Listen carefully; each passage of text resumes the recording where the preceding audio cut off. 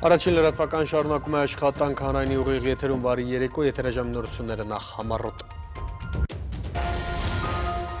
Հանրային ծառայությունները կարգավորող հանձնաժողովն սկսում է էլեկտրաէներգիայի սակագների վերանայման գործընթաց։ Գերմանիան դատական կարգով պատժում է Տուգանում բոլոր նրանց, ովքեր վիրավորանք են հասցրել հայոց ցեղասպանությունը Բունդեստագում ճանաչողներին։ Ցուցակը բնականաբար գլխավորում են թուրքերը։ Ամերիկյան ուսանողների մոտ հիմնավորել հանդուրժողականության զգացմունքները, հայոց ցեղասպանությունը կդասավանդվի Բոստոնի համալսարանում որպես ուսումնական առարկա։ Սոմալի, Գամբիա, Բուրունդի, Թուրքիա, Ադրբեջան լրագրողներ առանց սահմանի միջազգային կազմակերպությունը թողարկել է մամուլի գիշատիչների ցանկը, Իլհամ Ալիևը 180-ի ցուցակում պատվավոր 163-րդ տեղում է։ Քրդստանի բանվորական կուսակցությունը ստանձնել է Դիարբեքիրում 8 զոհ, ավելի քան 100 վիրավոր պատճառած պայթյունի պատասխանատվությունը։ Թուրքիայի ոստիկանությունը կալանավորել է խորհրդարանի քրդամետ միակ կուսակցության համանախագահաներին։ Եվ Մոսկվայում փակվել է միջազգային ամենահայտնի Amnesty International իրավապաշտպան կազմակերպության գրասենյակը, ում է մեղադրում ամերիկյան կառույցը։ Եվ այսպես աշխատանքային այցով Տավուշում գտնվող երկրի ղեկավարն այսօր մասնակցել է Բագրատաշենի նորակառույց սահմանային անցման կետի պաշտոնական բացման արարողության և ծանոթացել հայ-վրացական բարեկամության կամրջի կառուցման նախապատրաստական աշխատանքներին։ Բացման ներկա է եղել նաև այդ արարողության կապակցությամբ մեր երկրի ժամանած Վրաստանի վարչապետ Գեորգի Կվիրիկաշվիլիի գլխավորած պատվիրակությունը։ Սահմանային նշյալ անցումային կետերի արդիականացման ծրագրի վերջնաժամկետը սահմանվել է 2 փուլով։ Նախատեսելով, որ առաջին փուլում շահագործման կհանձնվեն Բագրատաշենի և Գոգավանի անցակետերը, երկրորդ փուլում Բավրայի անցակետը։ Բավրայի անցակետում աշխատանքները դեռևս շարունակվում են Հայաստանի պետական սահմանի վերակառուցված և արդիականացված Գոգավան անցման կետից Պետ նախագահի առաջին տեղակալ Սամվել Ավետիքյանը ուղիղ տեսակապով հանրապետության նախագահին է զեկուցել, որ Գոգավան անցման կետի տեխնիկական մեկնարկը ևս տրվել է և անցակետը գործում է բնականոն։ Սահմանային բոլոր ծառայությունները զբաղեցրել են նախատեսված աշխատանքային տարածքները, սահմանային և մաքսային հսկողության գործառույթներ իրականացվում են ըստ սահմանված ընթացակարգերի։ Հանրապետության նախագահը կարևորել է անցակետերի տեխնիկական մեկնարկից հետո դրանց պատշաճ շահագործումը, ժամանակակից պահանջներին համապատասխան որակյալ ծառայությունների մատուցումը այնտեղ տեղակայված բոլոր մարմինների կողմից, ընդգծելով, որ սահմանային անցման կետից է սկսվում կարծիքը մեր երկրի մասին։ Ծրագրի ընդհանուր բյուջեն 52 միլիոն 130 հազար եվրո է։ Բագրատաշենի նորակառույց սահմանային անցման կետի պաշտոնական բացման արարողությունից հետո նախագահ Սերժ Սարգսյանն և Վրաստանի վարչապետ Գեորգի Կվիրիկաշվիլին այցելել են հայ-վրացական բարեկամության կամրջի կառուցման համար նախատեսված տարածք, ծանոթացել կամրջի կառուցման նախապատրաստական աշխատանքներին, որոնց վերաբերյալ զեկուցել է մեր երկրի տրանսպորտի, կապի և տեղեկատվական տեխնոլոգիաների նախարար Վահան Մարտիրոսյանը և Վրաստանի էկոնոմիկայի և կայուն զարգացման փոխնախարար Գենադի Արվելաձեն։ Հայաստանը Վրաստանին կապող կամրջի շինարարությունը կմեկնարկի 2017 թվականին, երբ կամփոփվեն տեխհսկողության խորհրդատուի և կապալառուի ընտրության նպատակով կամրջի նախագծման շինարարության իրականացման միջազգային մրցույթները և կհայտարարվեն հաղթող ընկերությունները։ Այժմ ուղիղ կապ ենք հաստատում Բագրատաշենում գտնվող մեր նկարանող խմբի հետ, այնտեղ է իմ գործընկեր Արթուր Գրիգորյանը։ Արթուր, բարի օր, կներկայացնեք ձեր տպավորությունները հայ-վրացական օրակարգի այսօրվա գլխավոր իրադարձության շուրջ։ Բարի օր Աբրահամ, այս մի քանի ժամ ինչ մենք անցկացնում ենք Բագրատաշենի նորակառույց այս անցակետում, կարող եմ ասել, որ ուղղակի լիարժեք հպարտության զգացում է տալիս, թեկուզ միայն այն մտքից, թե ինչ են մտածում այս դարպասով Հայաստան մտնող օտարերկրացիները։ Ամենաառաջին այստեղ ամեն ինչ լայնարձակ է, ցցվածինը շատ է։ Տեսեք, սա ելքի ուրեմն ուղեգծերն են, որով Հայաստանից դուրս են գալիս։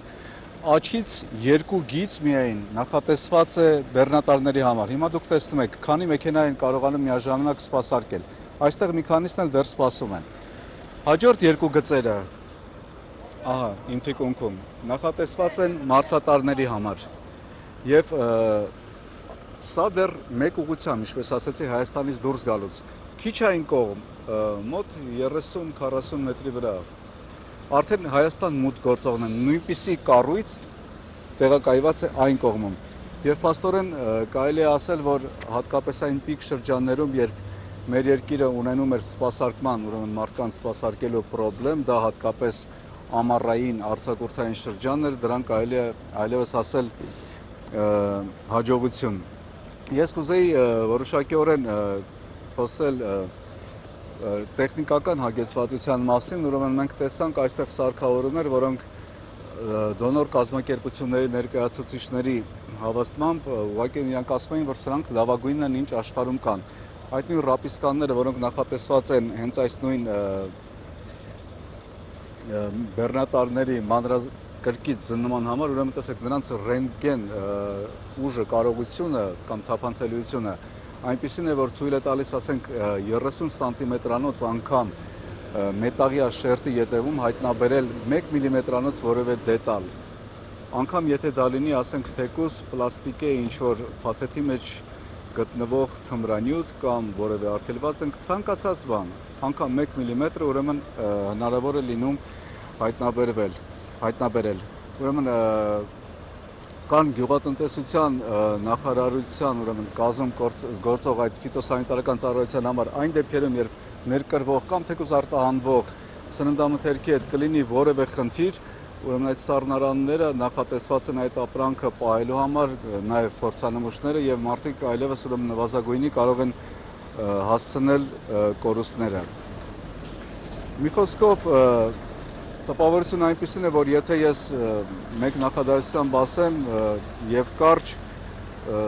թերևս կարելի էր այս ամենը տեսնելու եւ այսպիսի պայմաններում սպասարկվելու համար հատել,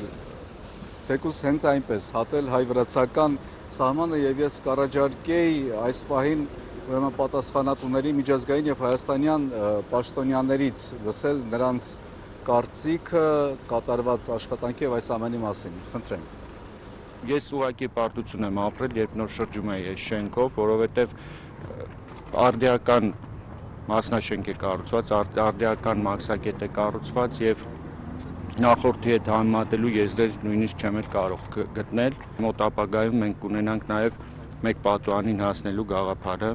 եւ մաքսավորի մաքսիմալ քիչ ներկայությունը կզգան ժողովուրդը։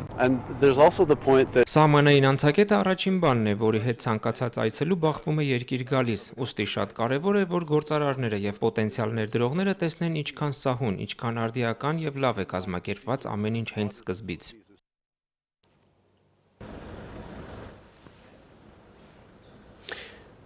Արտուր, բնականաբար շատ է խոսվում հայ-վրացական բարեկամության կամրջի տնտեսական նշանակության մասին, ինչ կասեք այս կապակցությամբ։ Իրոք այդ մասին շատ խոսվեց, այդ մասին խոսեցին բացման ժամանակ Հայաստանի տրանսպորտի կապի եւ տեղեկատվական տեխնոլոգիաների նախարարը եւ Վրաստանի համապատասխան կառույցը, եթե չեմ սխալվում, կոչվում էր տնտեսական ենթակառույցների նախարարություն, նախարարի տեղակալն էր խոսում եւ նրանք հատկապես վրացական կողմի ներկայացուցիչը բավականին կարեւորեց այդ ամբողջ ենթակառույցները իրար կապելու անհրաժեշտություն ներկայացրեց վրացական կողմի նախագծումները մինչեւ 2020 թվականը եւ տեղեկացրեց, որ կամուրջը, որի դեպ իմ թիկունքում մոտավորապես երևի 200 մետրից արդեն սկսելու է կամուրջը, այս տերմինալից անմիջապես հետո վրացական կողմում ուրեմն արդեն սկսվել է աշխատանքները։ Բացի դրանից վրացիները կառուցել են եւս մեկ, ինչպես իրենք ասացին, ճեպընթաց ճանապարհ Ռուսթավիից դեպի հենց այս անցակետ, որի տեխնիկատնտեսական այդ հիմնավորումների աշխատանքները նույնպես արդեն սկսված են եւ վրացի պաշտոնյայի խոսքով այդ ամենը հնարավորություն կտա լինել արդեն տրանսպորտային շատ լուրջ հանգույց մեր երկու երկրների համար հյուսիս-հարավ եւ արևելք, արևմուտք, ուրեմն ճանապարհներին։ Այսքանը, Աբրահամ։ Շնորհակալություն հայ-վրացական սահմանային Բագրատաշենի անցակետից մեզ հետ ուղիղ կապի մեջ էր իմ գործընկեր Արթուր Գրիգորյանը, որից էլ հավելյալ մանրամասներ ակնկալում ենք մեր հիմնական թողարկմանը։ Շարունակում ենք թողարկումը, հանրային ծառայությունները կարգավորող հանձնաժողովն իր նախաձեռնությամբ սկսում է էլեկտրաէներգիայի սակագների վերանայման գործընթաց։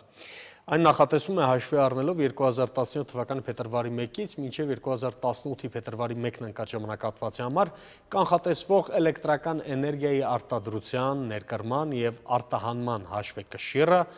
Գազպրոմ Արմենիա ընկերության ներկայացրած հայտի արդյունքում ջերմային կայաններին վաճառվող բնական գազի սակագնի հնարավոր փոփոխությունը, էլեկտրաէներգետիկական համակարգում գործող ընկերությունների ֆինանսատնտեսական գործունեության վրա ազդող այլ գործոնների փոփոխությունները։ Տնտեսական մրցակցության պաշտպանության պետական հանձնաժողովի նիստում այսօր ամփոփվել են ռոումինգ ծառայությունների ոլորտում իրականացված ուսումնասիրությունների արդյունքները, ըստ այդմ ռոումինգի սակագները տեղական զանգերի համեմատ թանկ են գրեթե 50 անգամ։ Նմանատիպ ուսումնասիրություն կատարել են նաև ԵԱՏՄ երկրների մրցակցային մարմինները եւ այնտեղ նույնպես զգալի տարբերություն է գրանցվել։ Հաշվի առնելով բարձր գները ԵԱՏՄ երկրների մրցակցային մարմինները նախաձեռնել են այսպես կոչված արդար ռոումինգ համակարգի ներդրման գործընթաց, որի նպատակն է ռոումինգի ծառայությունների ոլորտում գների փուլային եւ աստիճանական նվազեցումը, ընդհուպ հավասարեցնել մինչև տեղական ներքին ցանցերում սահմանված վճարումներին։ Մի քանի ամիս տևած քննարկումների արդյունքում ընկերությունները սահմանել են նոր նախորդից շուրջ 9 անգամ ցածր սակագներ։ Շուրջ 2 անգամ նվազել է նաև SMS հաղորդագրությունների դիմաց գանձվող վճարների գումարը 124 դրամից դառնալով 65 դրամ։ Նիստին ներկա բջջային օպերատորների ներկայացուցիչները նշել են, որ ռոումինգային գների նվազեցումը կրելու է շարունակական բնույթ։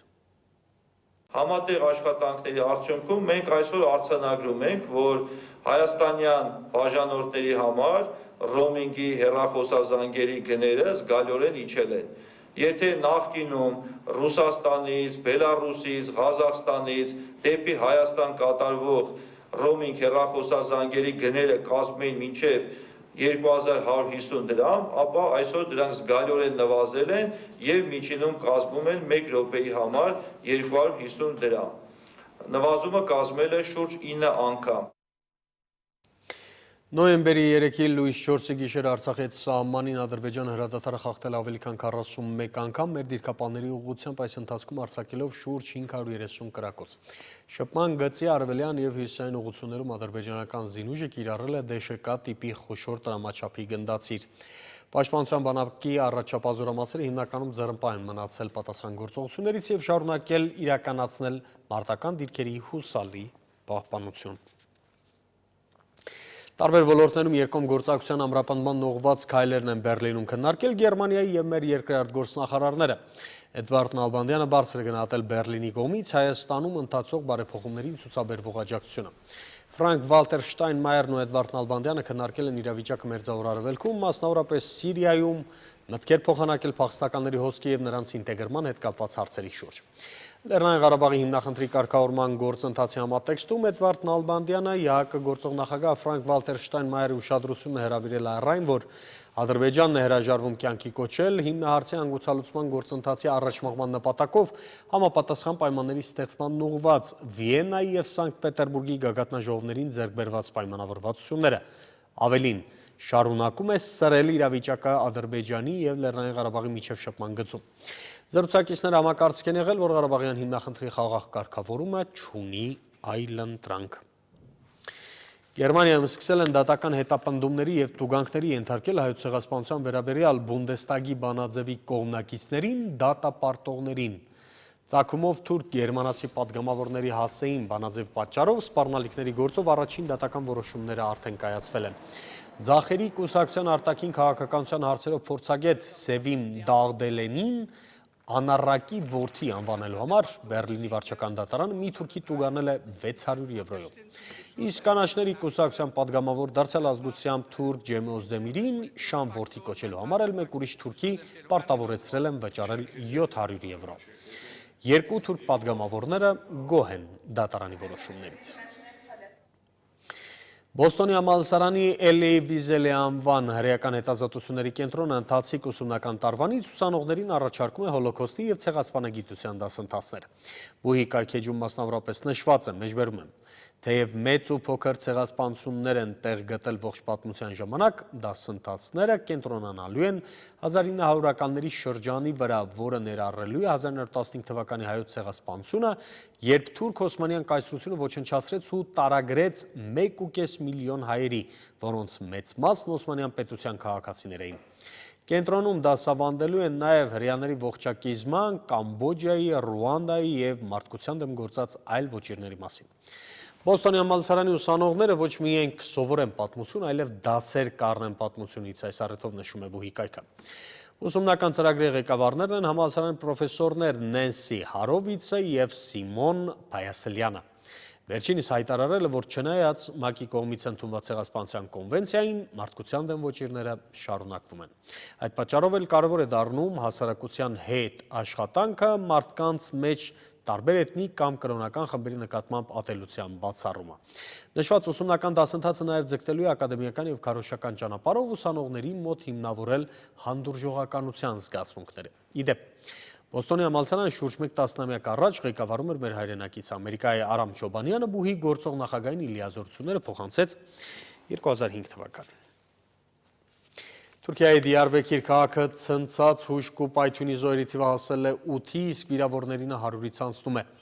Մահապարտն ականապատ ավտոմեքենան պայթեցրել էր ոստիկանատան մոտ, ուր տեղափոխվել էին ժամեր առաջ ձերբակալված պատգամավորները։ Տուժածներից շատերը ոստիկաններ են, պայթյունի պատասխանատվությունը ստանձնել է Քրդստանի բամբարական կուսակցությունը։ Անցած գիշեր Թուրքիայի ոստիկանությունը կալանավորել էր խորհրդարանի քրդամետ Ժողովրդների դեմոկրատական կուսակցության 11 պատգամավորի, այդ թվում կուսակցության համանախագահներ Սելահետին Դեմիրթաշին և Ֆիգեն Յուքսեքդաղին։ Դեմիրթաշին ձերբակալել են Դիարբեկիրում, Յուքսեքդաղին Անկարայում։ Իշխանություններն ասել են, թե քաղաքական գործիչները ձերբակալվել են զինված ահաբեկչական խմբավորման անդամ լինելու և ահաբեկչական քարոզչություն իրականացնելու կասկածով։ Ավելի վաղ հաղորդվել էր, որ ձերբակալվել է նաև խորհրդարանի փոխոսնակ Փերվին Բուլդանը, որը նույնպես Ժողովրդների դեմոկրատական կուսակցության անդամ է, բայց կուսակցության մամուլի ծառայությունը հերքել է լուրը։ Իդեպ քրդամետ այս կուսակցությունից պատգամավոր մեր հայրենակից Կարո Փայլանի ձերբակալության մասին լուրն անձամբ հերքել է Փայլանի մամուլի խոսնակ Թամար Նալջան։ Միաժամանակ Իսլամական պետություն կազմակերպության ղեկավար Աբուբաքր Ալ-Բաղդադիի կոչը քննարկումների թեժ առարկա է դարձել թուրքական և արաբական մամուլում։ Պատճառը նրա սպառնալից հայտարարությունն էր ուղղված Թուրքիային։ Ձեր ցասման կրակն ուղղեք Սիրիայում թուրքական զորքի դեմ, ասել էր իսլամիստ առաջնորդը Իսլամական պետության ահաբեկիչներին ուղղված իր կոչում։ Լրագրողներ առանց սահմանի կազմակերպությունը թողարկել է մամուլի գիշատիչների ցանկը։ Այս ոչ պատվավոր ցանկում տեղ են գտել այն պետական ղեկավարները կամ կառույցները, որոնք ամենից շատ ռեպրեսիաներ են իրականացնում լրագրողների և մամուլի նկատմամբ։ Ֆրանսիական կառույցի դիտարկմամբ Սոմալիի, Գամբիայի, Բուրունդիի կամ Չեչնիայի ղեկավարների, ինչպես նաև Իսլամական պետության ու Թալիբանի կողքին տեղ են գտել նաև մեր հարևաններ Թուրքիայի և Ադրբեջանի նախագահների անունները։ Ինչպես գրում է ֆրանսիական կառույցը, մեգալոմանիակ բռնապետ Ալիևը 2014-ից սկսած դաժան հաշվեհարդար է տեսնում իր ռեժիմի վերջին եզակի քննադատների հետ։ Ադրբեջանական անվտանգության մարմինները ոչնչի առաջ կանգ չեն առնում լրագրողներին հեղինակազրկելու և լռեցնելու ճանապարհին, օգտագործելով սեռական բնույթի գաղտնի նկարահանումներ, բամբասանքներ և լրագրողին սևացնելու այլ կեղտոտ արշավներ, նշում է RSF ֆրանսիական միությունը։ Այն անկախ լրագրողները, որոնք դիմադրում են ադրբեջանական ռեժիմին, ենթարկվում են ծեծի, շանտաժի կամ ազատազրկման, հավելում է կառույցը, նշելով, որ առնվազն 8 ադրբեջանցի լրագրող այժմ բանտերում է, տասնյակներն էլ հեռացել են երկրից։ Լրագրողներ առանց սահմանի կառույցը նկատում է, որ Ալիևի երկերեսանիությունը սահման չի ճանաչում, քանի որ Թվիթերի իր էջում նա 2014-ին գրել էր, թե իբր լիովին սատարում է մամուլի ազատությանը։ Կազմակերպությունը 180 պետությունների ցանկում Ադրբեջանը տեղակայել է 163-րդ ոչ պատվավոր տեղում, 151-րդ տեղում հաստատված Թուրքիայի ղեկավար մամուլի ազատության գիշատիչ Էրդողանի մասին նշվում է, որ վերջինս հարձակման է անցել ազատ մամուլի դեմ։ Լրագրողները Թուրքիայում բռնությունների են ենթարկվում, շատերին մեղադրում են նախագահին վիրավորելու համար, համացանցը պարբերաբար գրաքննվում է, նշում է ֆրանսիական միությունը։ Իսլամական պետությունը աբեկչական խմբավորումը կորցնում է վերահսկողությունը Իրաքում ընթացող զարգացումների վրա, հայտարարել է Պենտագոնի ներկայացուցիչը Մոսուլի ազատագրման գործողությունը մեկնաբանելիս։ Որպես ապացույց, բարձրաստիճան զինվորականը հիշեցրել է իսլամիստների պարագլուխ Աբու Բաքր ալ-Բաղդադիի խոսքերը, երբ նա կոչով դիմել էր իր հետևորդներին իրար հետ մի թշնամացեք։ Պենտագոնում կարծում են, որ այդ բառերը վկայում են իսլամական պետության շարքերում ջլատման և խուճապի մասին։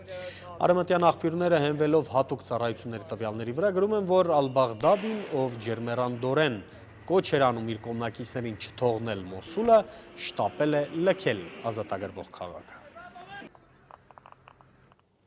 Իսլամիստները պնդում են, որ Սիրիայում Ռուսաստանյան ռազմական ուղղաթիռ են խոցել, նույնիսկ համացանցում են տեսանյութ տարածել, որով երևում է ենթադրյալ օդանավա։ Միջադեպը տեղի ունեցել Պալմիրայի շրջանում։ Նախորդին դեպքի մասին հայտարարել էր նաև Ռուսաստանի պաշտպանության նախարարությունը, ըստ որի Սիրիա մարդասիրական օգնություն տանող ուղղաթիռն իրոք գնդակոծել էին գրոհայինները, ինչի պատճառով օդանավը հարկադիր վայրէջք էր կատարել։ Անձնակազմի անդամները չէին տուժել։ Միաժամանակ այսօր Հալեպում 10-ժամյա մարդասիրական դադար է սկսվել, որպեսզի բնակիչներն ու զենքը վայր դրած ահաբեկիչները կարողանան դուրս գալ քաղաքից։ Բերլինում ահաբեկչության կասկածանքով ձերբակալել են 27-ամյա սիրիացու, ենթադրում են, որ նա իսլամական պետություն խմբավորման անդամ է, չնայած ապացույցներ դեռ չկան։ Սիրիացին Գերմանիայում է ապրում 2015 թվականից, հոկտեմբերի 25-ին էլ Գերմանիայի մի քանի շրջաններում հակաահաբեկչական գործողություններ իրականացվեցին, որոնց արդյունքում ձերբակալվեցին ահաբեկչության ֆինանսավորման հարցում կասկածվող չեչեններ։ Իդեպ Թուրքիայի նախագահ Ռեջեփ Թայիփ Էրդողանը Գերմանիային է մեղադրել իսլամիստներին գրկաբաց ընդունելու համար։ Նա հայտարարել է, որ գերմանական իշխանություններն աջակցում են ահաբեկչական կառույցներին։ Մոսկվայի իշխանությունը շարունակում է պնդել, որ Amnesty International իրավապաշտպան կազմակերպության գրասենյակը փակվել է պարտքերի պատճառով, մինչդեռ կազմակերպությունը հայտարարել է, որ վարձակալման մոտ 20 տարիների ընթացքում վարձավճարը երբեք չեն ուշացրել։ Գրասենյակը պատրաստ է իրենց հայտարարությունն ապացուցող փաստաթղթեր ներկայացնել։ Իրավապաշտպան կազմակերպության մոսկովյան գրասենյակի ղեկավարությունը համոզված է, որ այս անգամ էլ Մոսկվայի քաղաքային իշխանությունը Կրեմլի պատվերն է կատարում։ Նախկինում Ռուսաստանում գործող միջազգային շատ կազմակերպություններ տարբեր պատրվակներով արդեն փակվել էին։ Ծովափնյա քաղաք Կալեի ջունգլիները վերացնելուց հետո Ֆրանսիայի իշխանությունը սկսել է գաղթականների տարհանումը Փարիզի հյուսիսում տարերայինորեն ստեղծված ճամբարից։ Այնտեղ ապա ստանել է ավելի քան 3000 փախստական, հիմնականում Աֆղանստանից, Սուդանից և Էրիտրեայից։ Հարյուրավոր ոստիկաններ ստիպում են գաղթյալներին շտապ կարգով հավաքել իրերը և նստել ավտոբուսները։ Բոլոր ապօրինի միգրանտներին տեղավորելու են երկրի տարբեր շրջաններում ստեղծված կեցության հատուկ կենտրոններում։ Տարհանման գործողությունն ընթանում է խաղաղ և առանց միջադեպերի։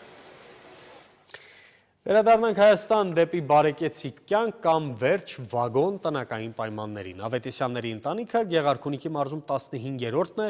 որ Վիվասել MTS-ի և Fuller տնաշինական կազմակերպության ջանքերով ավարտին է հասցնում կիսակառույցի և անցնում հարմարավետ պայմաններով կյանքի։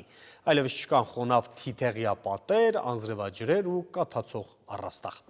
Լիլիթ Դանիելյանն է այցելել ընտանիքին, լսել նրանց տպավորություններն ու ապրումները։ Վագոն տնակը փոքրիկ է, իսկ ապրած տարիները մի ամբողջ կյանք, շուրջ 30 տարի Ավետիսյանների ընտանիքը 1988-ի ավրիչ երկրաշարժից հետո տեղափոխվել է Զարինջագյուղ և հենց այստեղ դժվարին պայմաններում մեծացրել 3 որդի։ Տիկին Էվելին անթաց աչքերով է խոսում անցյալի մասին, ավագ որդին մի քանի ամսական էր, երբ տունն ավերվեց ու տեղափոխվեցին վագոն տնակ։ Մյուս երկուսն այստեղ են ծնվել, հասակ առել, հիմա արդեն հասուն տղամարդիկ են, բայց դեռ չեն զգացել քարե շինության հաճույքը։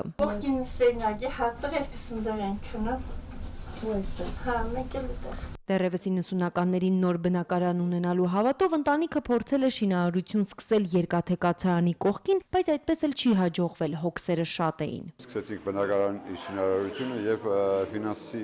փողի բացակայության պատճառով չկարողացանք ավարտենք։ Նեղ պայմաններում 29 տարի տոմիկ երկրաշարժից վախցանից տոմիկ մենք ապրել։ 3-10-ամյակ հետո միայն Վիվասել MTS ընկերության եւ Fuller տնաշինական կենտրոնի աջակցությամբ Ավետիսյանների երազանքը իրականություն դարձավ կանգուն ճերմակ պատեր, ամուր տանիք եւ հարմարավետ պայմաններ։ Վերջին ակորդներն են մնացել, որ ընտանիքը կարողանա տոմիկին հրաժեշտ տալ եւ տեղափոխվել իր բարեկեցիկ բնակարանը։ Աշոտ Եղիազարյանի խոսքով ժամանակավոր կացարանը լինի դա վագոն տնակ, կիսակառույցի նկուղ կամ հողաշեն տնակ, պետք է ժամանակավոր լինի ոչ ամբողջ կյանքի համար։ Սա երևի